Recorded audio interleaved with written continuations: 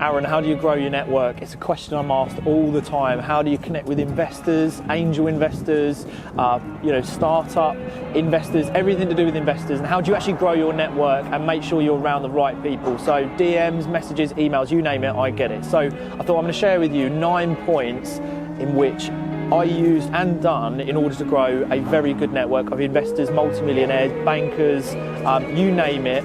I have them in my network, and this is how I've done it. So I'm going to share with you 9 points, really simple. Note them down. All you've got to do is follow them and apply it. So 1, you need to be likable. If you're carrying a chip on your shoulder, it's not going to work. You need to drop all that. Be humble and be willing to learn. So be likable is like point number 1, really important. You need to learn to put different hats on. And how do you do that? Well, you need to educate yourself. How do you surround yourself with people that are in a different industry or millionaires that are talking the talk?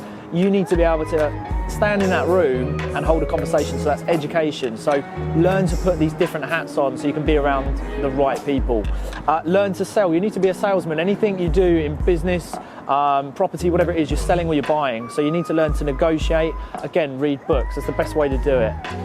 Confidence. You need to have confidence. If you don't believe in yourself, how are you going to get someone else to convince them that you're worth investing in or working with? So you've got to have confidence. It's such a big part.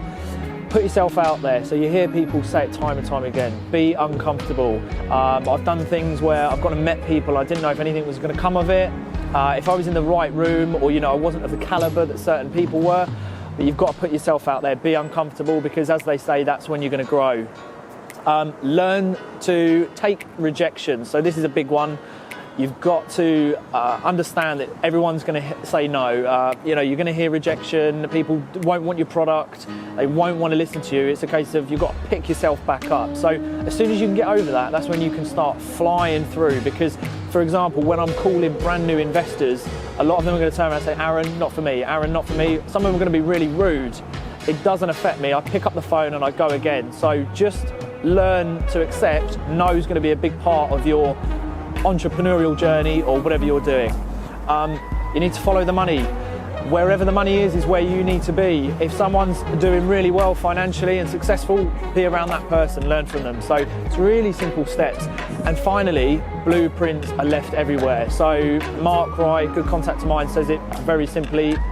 If you were given a recipe to bake a cake, even if you're not a baker or someone who can cook, you'd probably come out with a cake if you followed it step by step. So read about blueprints, read biographies, and follow the blueprints that are out there, because that's all it is. Apply all of that, merge it into one, and go and grow your network. And honestly, doors open if you can connect with the right people. So I didn't think I'd be sitting here doing what I'm doing now, but it's because of other people, the network that I grew, and I just thought I'd share that with you. So go take it away, note all that down, and grow your network.